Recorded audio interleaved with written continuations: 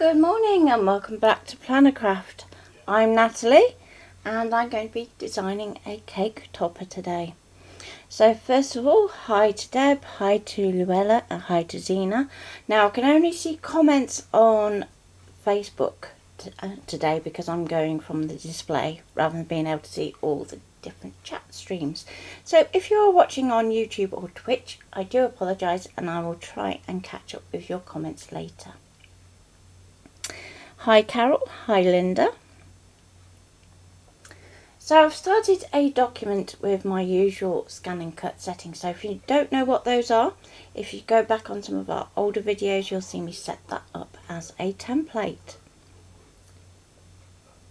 I'm going to be working millimeters today. And good morning Thea.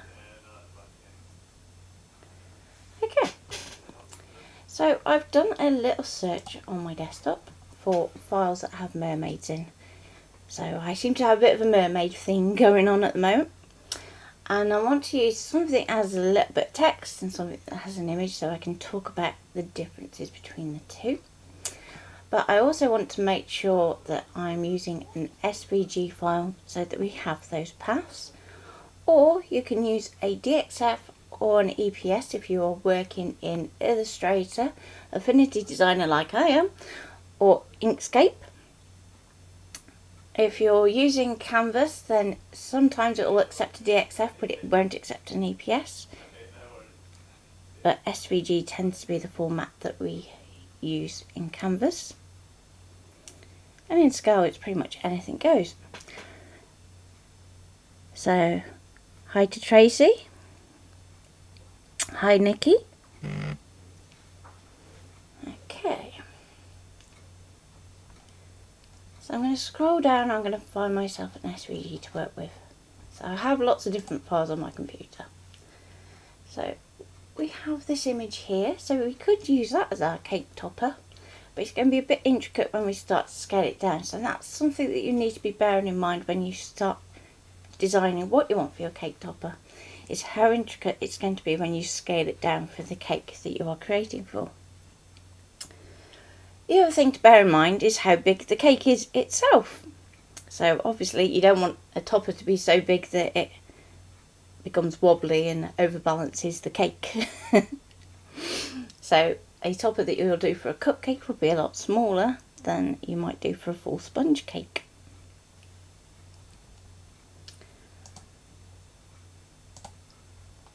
So I'm going to go through these. Now we could use this one and we can do a bit of a jig around with the design. So I'm going to right click on it. I'm going to go to open with and I want to open it with the same software. Hola! Drink please. Cold drink? Yes please. So he's just popping in on his break, so it will only be a quick one. Okay, so if we look at this and we think, okay, we want to move our mermaid so that it's not going to be in this corner here. You can see that they've already taken out the tail section here of the text. Don't panic at this particular point because it looks like it's going to be quite easy just to patch that back in. So the reason that we open and not import or place is because we want to be able to get to the editable, get my words out, editable sections of the SVG. And Tracy said she'll have a coffee in. Coffee. I'll send it by email. Might be cold by the time it gets there. Could you just pop it on my desk for me? Okay. So with everything selected, I'm going to copy it and I'm going to paste it in. Bye bye. Alright. So cake toppers are usually made up of multiple levels, and I'm sorry if I'm making everybody crave cake and coffee. Zena said she'll have a builder's brew please, and Tracy takes it milk with one.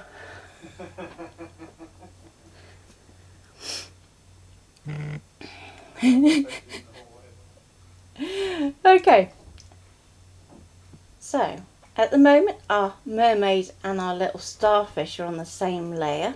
Now obviously if we want to move our mermaid about independently of our star, we need to split those up. So we're going to go to divide, and that's going to divide it into two pieces. Now if you're using dividing the pieces overlap, then you're going to end up with two shapes would go to three, for instance, so that you've got that overlapping shape in the middle. But because these are entirely separate, we don't have that issue. So I can click off it. Now I can click onto my mermaid, and I can put her up here. And our starfish we might put there, so we get a little triangle going on. So now we just need to fix our text. So if I go to the curves that our text is on, I'm going to zoom in,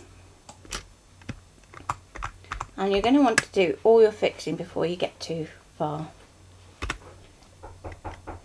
Thank you. So I'm going to place a point, and if it's going to be really good, it's going to come over here. I'm going to take it round about there. Okay. So now that we've completed our shape, I'm going to press A to get our node tool, which is the third one down in Affinity Designer, but for most of the software it's usually the second one down. In Canvas you're going to click twice to get to the nodes.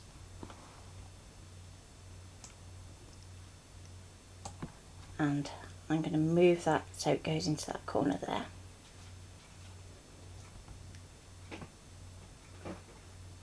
So along here we've got this straight edge, but if we look at this, it's got a curve to it. So what I want to do is put the curve back in. Now we did just some little clicks, so that means that we have corner nodes rather than curved nodes. But if we go up to the top of the screen, and even in Canvas you can do this, you can convert it to a smooth node, which is going to give it handles. So the handles are these two dots either side of your node.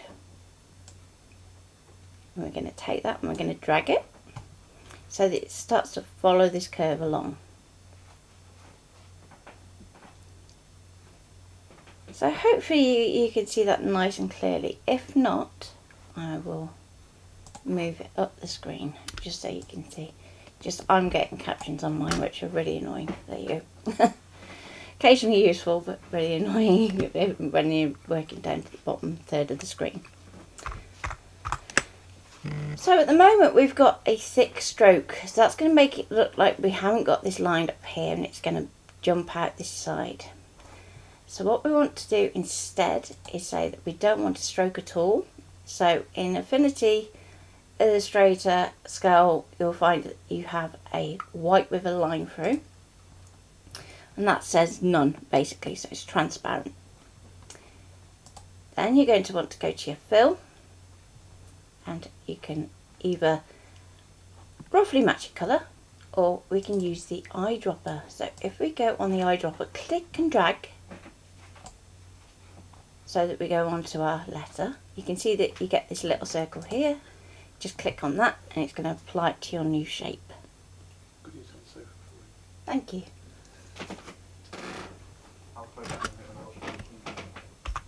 Okay. So again we can zoom out and just check there's nothing weird going on. There's a little bit of a lip just there.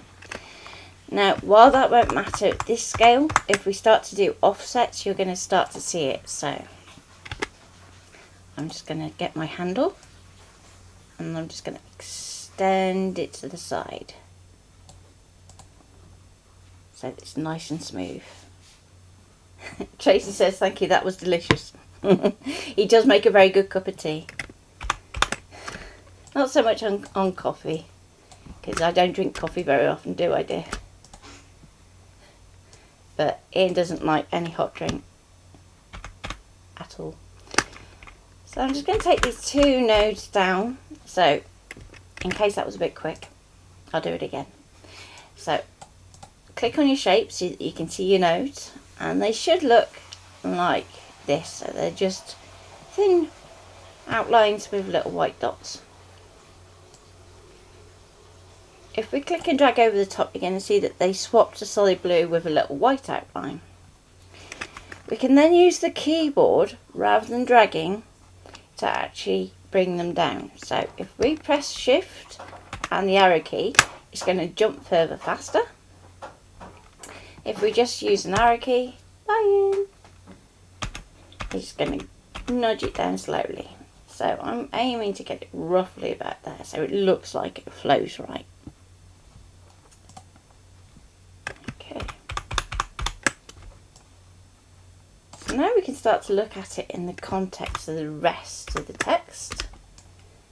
And we can see that it's pretty straight and we've got a bit of a curve where that tail went.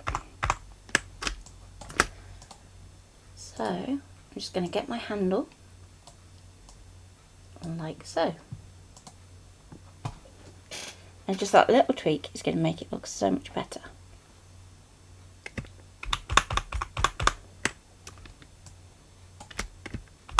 Now obviously if we were to cut that out as is at the moment, then everything is going to be loose and nothing is going to stay together.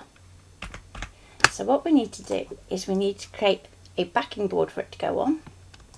Let's just grab that piece there. And before I go too far, let's just grab that one and do our little weld. There we go, job done. The other thing to bear in mind is your cake going to be seen all the way round? So, for instance, it might be that it's a wedding cake that you're doing a topper for. Obviously not with Mermaid, but, well, unless you've got Mermaid themed wedding, which would be pretty cool. But obviously, if it's going to be seen all the way round, then you're going to want to make sure that what is on the back, if your cake on the other hand is only going to be seen from one side and it's up against a wall, then it won't matter as much. Everybody wait for the cake. So, the way to think about it is this. Your centre panel is going to be what sticks to your stick. Okay. Now you have two options. If that's going against the wall, then it doesn't matter whether that stick is seen. And you can just use some normal single-sided glitter. If it's going to be seen all the way around, then you're going to want to sandwich that stick. So again, if you want to, you can use single-sided glitter. Just make sure that you're sealing it around the edges. Or if you want it to look even more 3D, what you can do is actually use double-sided glitter for those two centre pieces. Okay, but before we get to that point, we've still got our text on the front, and we can create as many layers as we want to up to that centre point until we get a solid shape that's going to be our centre. Now, in terms of your designs, so things like your mermaid and your starfish, it doesn't matter if they are flipped, okay? But your text won't look right if it's flipped. So I'm going to design this as if this is going to be a cake that's seen all the way around, so you can see what you need to do. So for starters, I'm going to work with my text and I'm going to select both of them. I'm going to duplicate it. Now, if your software puts in a duplicate when it doesn't offset, you can miss out that duplicate step. But in Affinity, when we then come to do our offset, it's actually going to do it direct on that copy. So you can start to see if there's any little issues that are arising. So, for instance, if I take this up here, you can see underneath the E, there's a little bit of a glitch with the curves there. Sometimes it will do that, don't worry about it too much. So I want to take this first offset so it shadows our text without touching. So you can use a bit of artistic license here. And I'm going to go back there. Now before we go too far, I'm going to go and bake appearance. So that takes our offset and it converts it to curves. This is really important because if you don't do that bake appearance step, if you send it to the scan and cut, it's going to see the original line and not that offset line that we've done. Now, if we come to our layers panel over here, you can see that now our shadow layers are sitting on top of our text. So I'm going to take our shadow layer and drop it down beneath this text here. And I'm going to change its colour so that we can see it. So let's go, I don't want to go full on white because otherwise we won't see it at all just yet. But what I will do, I can pinch a colour out my design temporarily.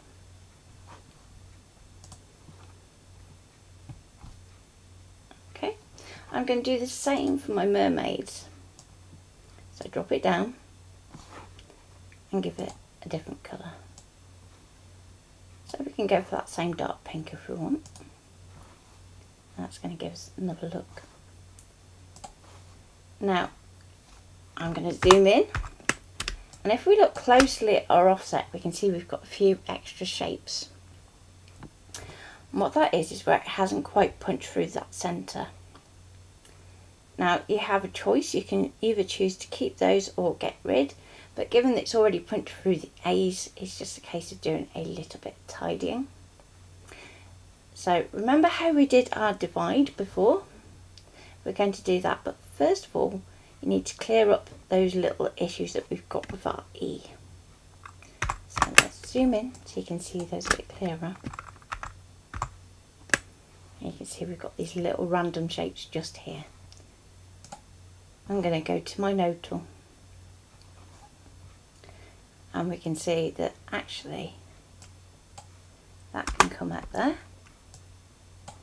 that can come out there, and then there's even a little random one there.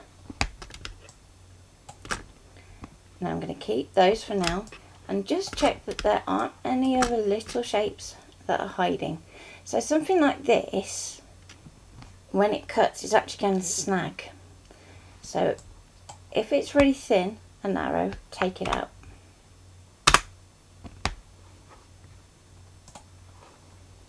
Because in the grand scheme of things, it isn't going to make that much of a difference anyway. I'm going to go to divide, which is going to take all of those little shapes and put them as individual shapes. With them still all selected, we can go subtract, and that's going to pop the holes back through. So if ever you have an issue with text welding or not welding, then usually it is down to something that isn't quite working right with that text. So the same way that we had the issue with the E and the R, it could be something like that happening at actual font level. So if you try and do that same command, usually you can fix most things. Okay, so our let's be, we can do the same again. So again, zoom in. And you can see we've got this random little curve here, so take that out. And again, you need to decide if you want to keep that gap in the E and the gap in the E there. And then there's a little bit just there. If you can't see clearly because all your nodes are getting in the way, just zoom in a bit more so that you can start to see what's going on. So that one's okay, that one's okay, that one's okay. Now I just want to zoom into my E and just check where we deleted those nodes. It looks like we've got a little bit of a weird one going on, and it's a good opportunity to show you how to fix it. So we can see that we've got this curve coming here, and then we've got another node here, and these two handles are pulling this curve back this way. So starters, I'm going to pull that handle that way. Okay, and then I'm going to lift that up to that handle. Now the chances of this being perfectly aligned now are pretty slim, but it's not going to be far off.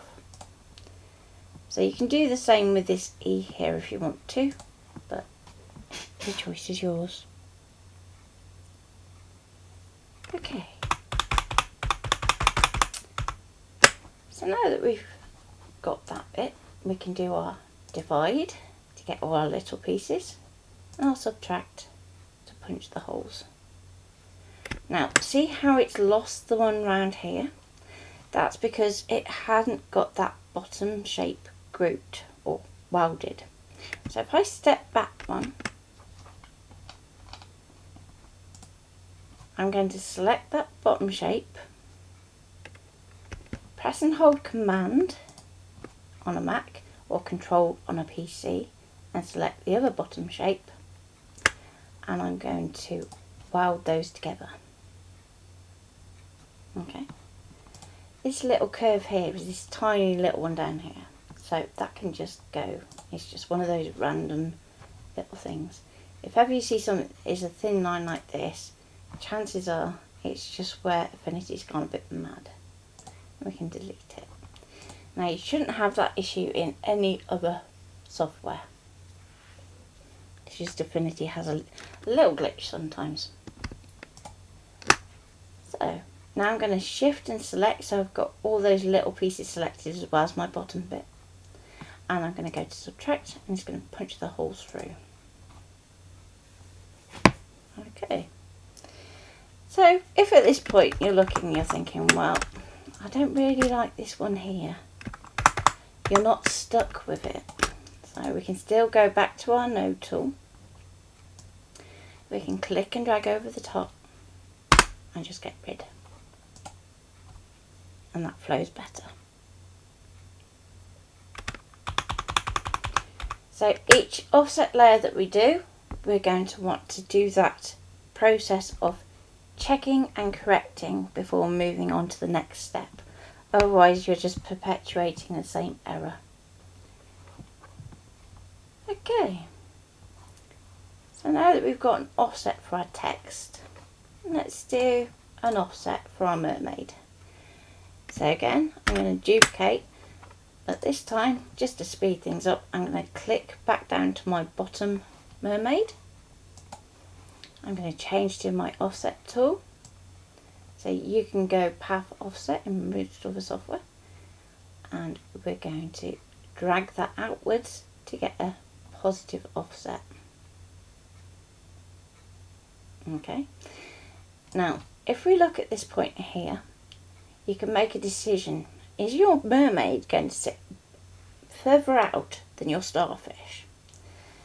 If so, we can actually start to do elements that touch, so that when we're cutting, they actually start to build up a bit easier. So we can see that there's our shadow and it's slightly overlapping our starfish. I'm going to go to Bake Appearance and I'm going to change my colour. So what colour should we go for this time? Let's go for pale pink. So there's our pale pink. And at this moment, our starfish is still loose. Now, what I'm going to do is I'm going to duplicate it, so Command and J or Control and J. And I'm going to hide one, just in case I decide that I want to pop in a bit of detail onto our starfish. Then I'm going to select my starfish and my shadow layer using Command or Control, and I'm going to weld those together. Now when we weld, it's going to jump up to the top. I'm just going to bring that back down underneath our mermaid. So far so good. So now we need to select our shadow layers like so, and we're going to duplicate those. Now I'm going to drag this all the way down to the bottom. so that they're all sitting together. It's going to make life a little easier for this next step. Again, we're going to offset and make sure this time that your shadows start to touch.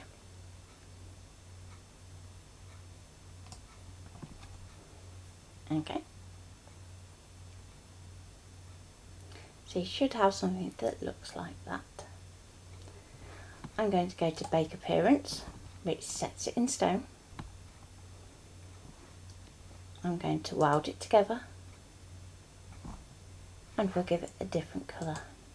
Now I'm going to go for that grey colour that's in our text, because again that's going to stand out nicely. So there's our little shadow layer. And again, we've got some little holes in our shadow layer that at this point we might go, actually, I just need to take those out to help me cut that easier later. So I'm going to go to my node tool so that we can see our nodes.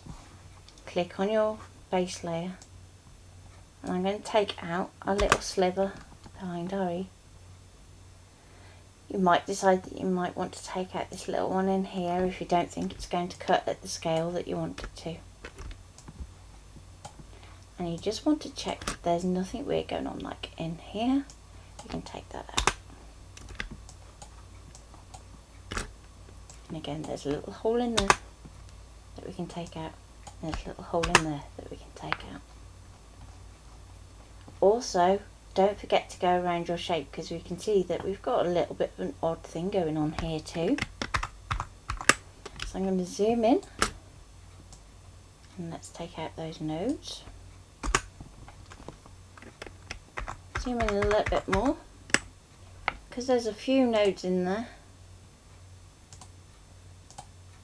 Just want to make sure that there's nothing that is excessive.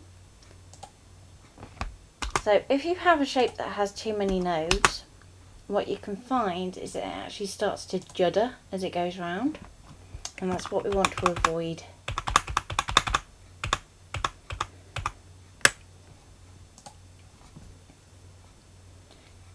Okay.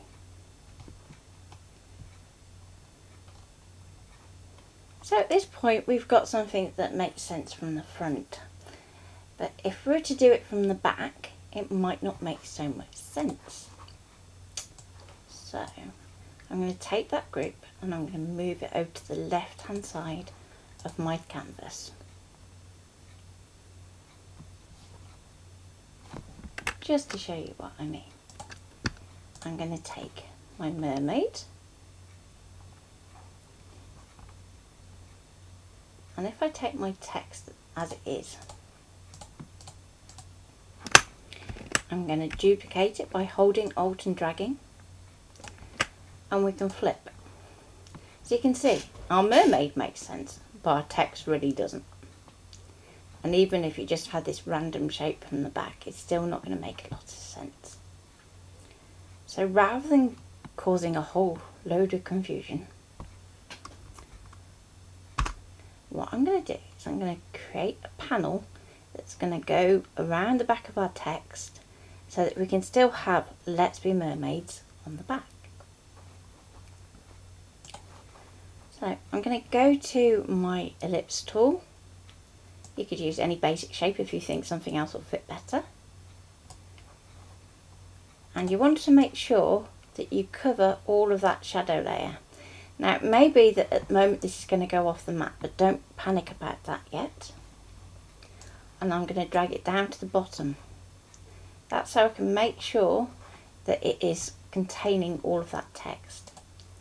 I'm going to give it a different colour. So let's go back to the pale pink. And we can make sure that we can see it all the way around. Now, you may decide that you want to create a shadow layer for that too, but given that I've done all those other shadow layers, I'm sure you can work out how to do that if you want to. I'm going to duplicate that base layer using Command and J or Control and J. I'm going to take one copy and the ellipse, and I'm going to weld them together. and that's what's going to form our central panel that is going to attach to our stick, like so. So you're not going to see it outside of your mermaid, but it is going to hide all your text for you. Okay. So now that we have all that, I'm going to take all of that, press and hold Alt, and copy it across, like so. So now for the fun bit. We want to flip our design without flipping our text. So at the moment, if we do our text, it's going to go a bit mad in terms of our shadow layer. So this is where we go. On this one, we want to get rid of that grey layer. So I'm going to hide it. So I'm not getting rid entirely, I'm just hiding it away. We want to select our mermaid layers. So if we go for our pink, our pale pink, and our lips, and then we're going to flip it. Okay. Now you can see straight away that that's going to interfere with the L of our lets. Don't worry about that yet. Okay. And now we're going to get to our text. So I'm going to click and drag over the top, so I've got my let's be, and I'm going to move that way. And remember how we saved our starfish? If you need to, you can always use a copy of that to make that design work. So bear in mind that we want to put an extra shadow on that.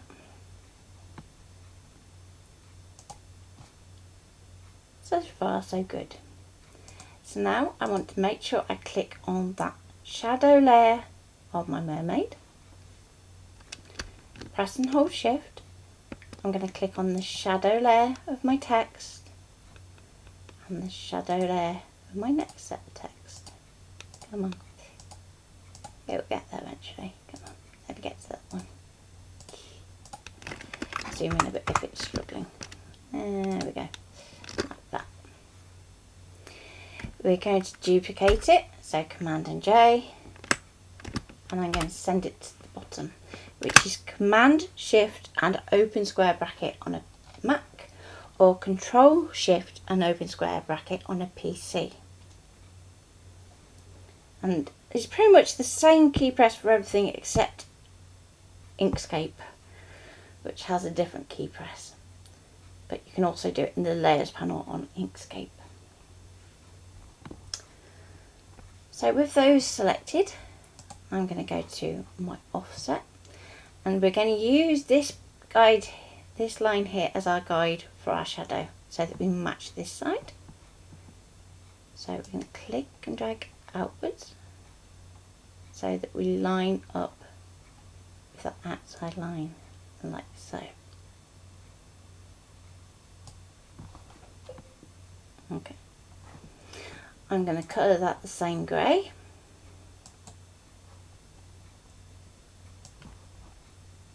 So that we can see that it is the same, if it let me. And we're going to weld it together. Now, if you can't see it at this point, don't panic. It's because it's hiding down here. So if I bring it up one, there you go. I'm going to go to my node tool and do that same delete of that centre of that E, and likewise again, if there's anything tiny in here that you think isn't going to work, you can do that delete there. So if I zoom out, you can see we have our perfect layout back and front. So, who would like me to add some detail to our mermaid and our starfish?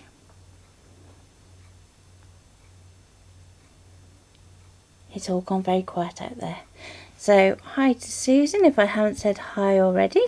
Hi to Sally Ann.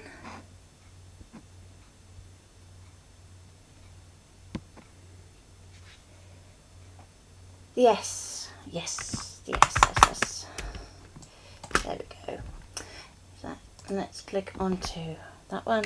And again, if we just press A, we can get to our node tool and just take that out. Okay. So we're going to build up a little bit of detail in our mermaid. What would you like me to do? I know what I'm going to do first of all. So here's our mermaid, and I'm going to duplicate her. So Command and J. So that means that we now have a copy that we can take bits away from. I'm going to go to my node tool, and if you aren't confident doing this with nodes, you can use a basic shape and use subtract instead. But I'm just going to take away everything that I don't need at the moment. So I don't want her arms. That sounds a bit harsh, doesn't it? And I'm going to take that out. So we could put in a totally different colour. So if we've got some nice, well, I've got some sparkly SCAL fabric, and I could use that for doing this. So let's zoom in round her waist, because we can see where it's supposed to finish and where it is finishing at the moment. So I'm just going to give that a little extra delete for those two nodes there. And we've got a handle that's pointing up this way because it's expecting to carry on around the line here. I'm going to take that handle and I'm going to drop it down. Same on the other side, so take it up and drop it down. So she now has a waist.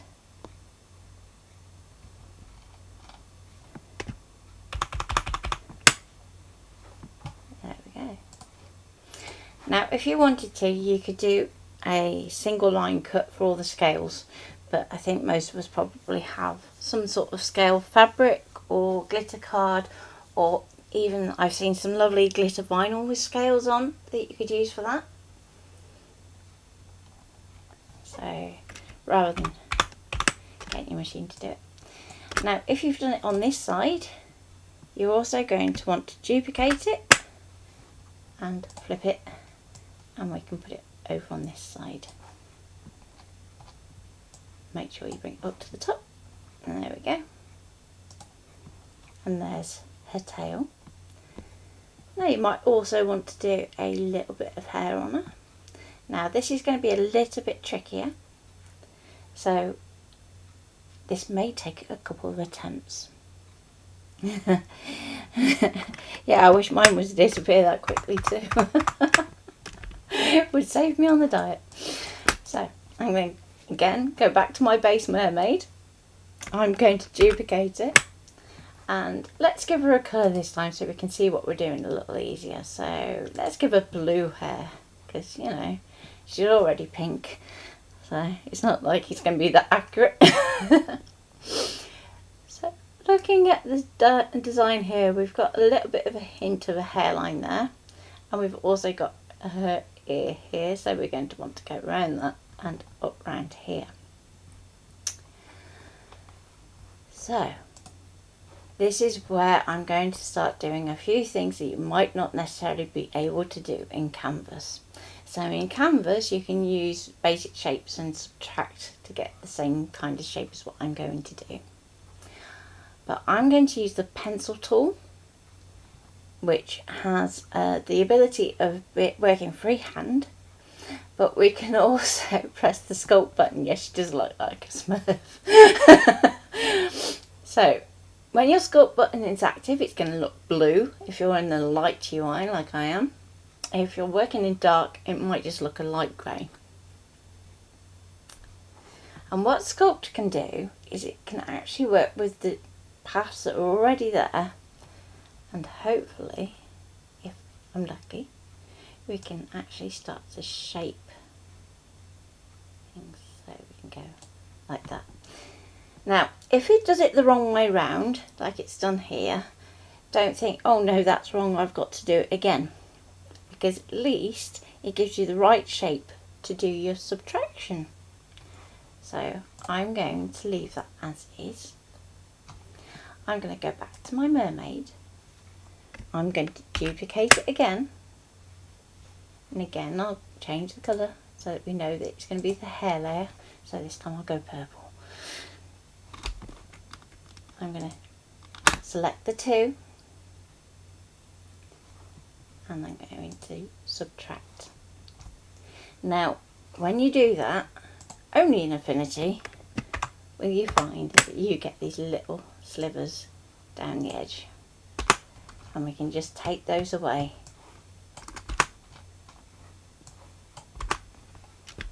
And it's one of those things I hope they fix in an update at some point.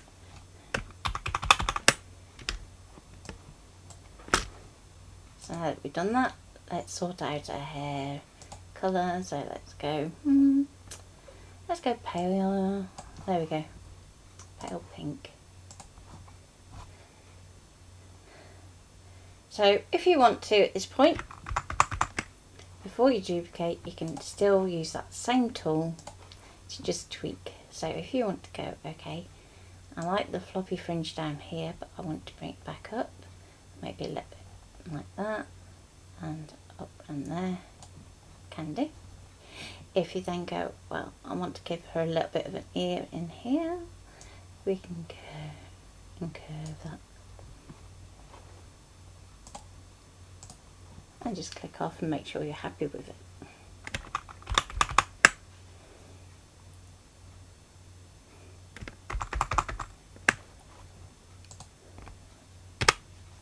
Once you've got that point, it's then really easy to go back in and just edit those nodes if you want to.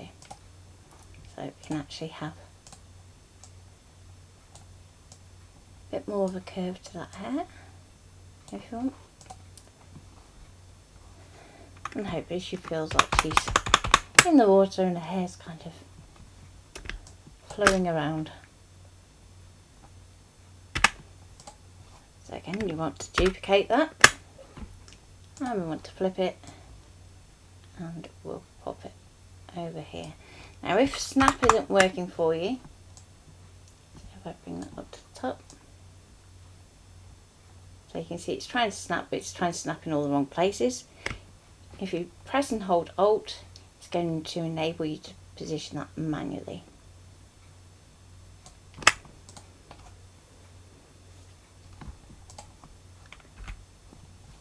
Just going to nudge that side that way. There we go.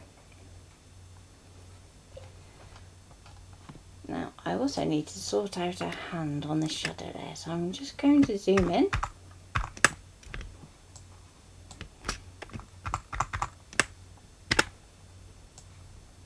And again, just take out the nodes and sorted. Now we've still got that starfish that we had hidden away. So if I reveal that again, we can see just here. And if we want to put this up on the top here, so that we can balance the design on this side, we can do. And we don't even have to put a shadow on it if we don't want to. I could put another copy over here and actually work into that a little bit of a design. I could put another one over here, and if there's room I can put one down there too. Just for good measure, let's pop, well actually what I'll do is I'll do this one first and I can duplicate it over here. So zoom in and let's get our ellipse tool, and I'm going to draw some little circles. So to do that, as I'm drawing, I'm just pressing and holding shift to make sure it stays as a circle.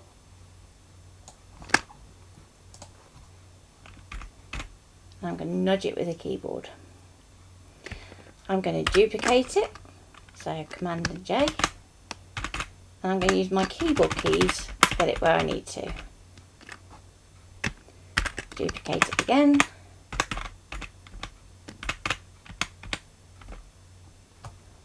And very carefully take that across there and up just a little. There we go. So you don't want it too close to the edge, otherwise you have potential for snagging.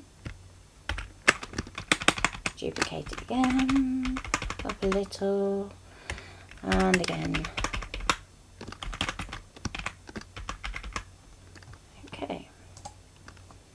Now I'm going to go back to my original dot. I'm going to duplicate it this time, and I'm going to move it down. Now, if we press and hold shift, it's going to resize it as a circle. But if we press Control and Shift, it's going to do it from the centre. So again, I can go that little bit bigger and make sure it's still on that same line. And thank you, Emma. Now if we duplicate again, you can see it's automatically going to apply that same transformation. So if you're wanting to do something where you're doing bubbles, for instance, and you want them to get bigger as they go upwards, that's a really quick and easy way of applying that same process without having to go, okay, now reduplicate and drag and duplicate and drag. And it will just keep going and going and going. So if I do a couple more, you can see it gets bigger. But if you don't want it to be that clever, just click off it. And if it be good, you can duplicate. Oh, I'm just going to drag that in there. And I'm just using Alt this time round because it's a bigger shape, it's a bit easier to get hold of. So we have something that looks like that, a little spotty dotty starfish. Now if we were to try and cut out those tiny little circles and stick them on, particularly if you're working on something smaller like a cupcake topper, then you're going to be there for ages trying to stick on these little dots, and that's presuming that they even cut properly in the first place. So instead I'm going to do a shift and select, so I've got all of my dots, press and hold shift and select my starfish, and I'm going to go subtract. So now we have a holy starfish. And if it's not quite lining up, it doesn't really matter at this point. You're not going to cut it all out like this. Press and hold Alt, drag it across, and we're going to flip it round. And again, we can use our keys to roughly line it up. And if you want to do the same kind of technique for the other starfish, you can. But I quite like that. Might have to actually cut that one. Make a cake for it. If Mum was watching, I'd say, Mum, make a cake. So there we go. We have our cake topper, double-sided, and ready for our sticks to go between these two pieces.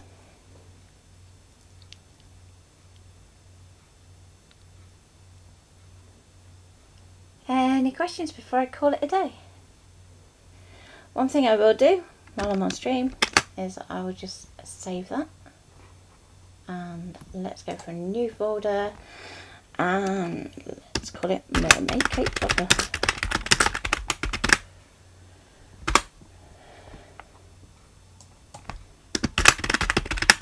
Mermaid Cake Topper. Now when you save something like that, you're saving in the native format of that software, whether that's AF design file for Affinity or an AI file for Adobe Illustrator, or Inkscape is an interesting one because it uses SVG, but it uses an extended version of SVG that your machines can't always read. So you still have to, even in Inkscape, go to File, Export, and then we're going to go to SVG. You can see I've got my Scan and Cut preset, just so that you can see what that is. Just as I noticed we have a few newbies today. You can see that we have our preset name, which you can set at the end if you haven't done it already. File format SVG, rasterize nothing.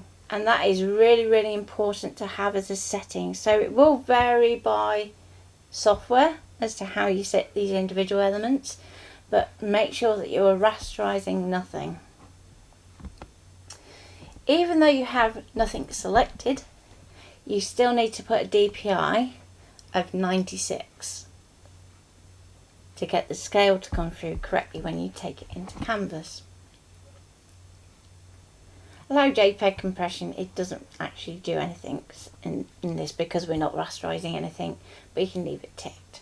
It's ticked as standard. Export text as curves. Now this is a really useful little tick box to make sure that you have ticked. It basically catches you if you haven't exported your text as a curve. So think of it as like that safety net that you don't really want to use, but it's there if you need it. Longer text spans, it really won't ever apply to anything you're doing for your scan and cut. Use relative coordinates, you want that ticked. Use Hex Colors is basically SVG is meant for web design, so you don't need that one ticked because the machine doesn't recognise colour. Flatten transforms can be a useful one to have ticked, but most of the time you should be making sure that you're using that bake setting. Use tile patterns, again because you're exporting it for your scan and cut, it's not going to make any difference. The one to untick is set view box. Now this is usually ticked as standard, but by doing that you actually force the Canvas to then take that document and it's going to shrink it regardless of whether it actually fits or not. So it's a bit like when we add an artboard into our document, that can actually force it to go slightly smaller. So make sure that's unticked. And add line breaks is just for if you do have any issues with an SVG and you want to send it to me to debug it, then it helps me out a little bit. If you go down to manage presets, if you've changed any of that, you'll be able to go on create preset and give it a name. So I just call mine scan and cut. So close and export. And it's going to go to the last folder that you exported to rather than the one that you just saved in. It's an important little note for that one because I'm terrible for just going on automatic pilot and I end up with things in totally wrong folders. So I'm going to save that. And that's it. It's ready to go into Canvas and you can move things around.